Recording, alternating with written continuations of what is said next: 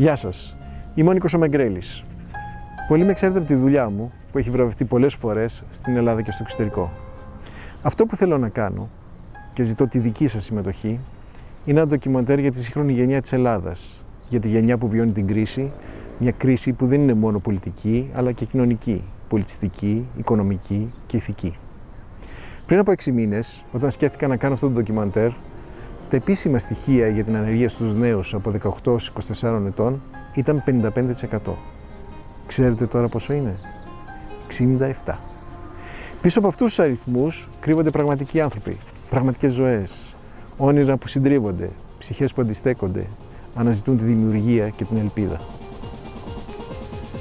Εσείς και εγώ λοιπόν, με αυτό το ντοκιμαντέρ, θα κάνουμε ένα οδηπορικό σε αυτό που κρύβεται πίσω από τα ποσοστά της ενεργείας. Θα ακολουθήσουμε 2 παιδιά που ανήκουν σε αυτή τη γενιά. Τη γενιά που, όπως λέει, φοβάται να κάνει όνειρα. Με αυτό το ντοκιμαντέρ θα δώσω και θα δώσουμε λόγο στη γενιά που ελπίζει, απογοητεύεται, θλίβεται, αυτοσαρκάζεται, αναζητά απαντήσεις, επιμένει αλλά και αναρωτιέται αν θα μείνει εδώ ή αν θα αναζητήσει την τύχη της στο εξωτερικό.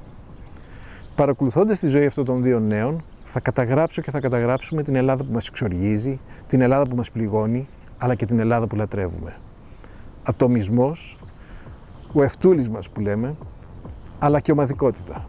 Ρατσισμός, αλλά και αλληλεγγύη. Καταστροφή, αλλά και δημιουργία. Διαπλοκή, αλλά και θυμός. Ασφυξία, αλλά και εξέγερση. Μυρολατρεία, αλλά και προσπάθεια. Ένα ντοκιμαντέρ για τη γενιά της Ελλάδας που το παλεύει στην εποχή της κρίσης. Ένα ντοκιμαντέρ που θα γίνει πραγματικότητα μόνο με τη δική σας συμμετοχή. Πείτε το και στους φίλους σας. Σας ευχαριστώ πολύ.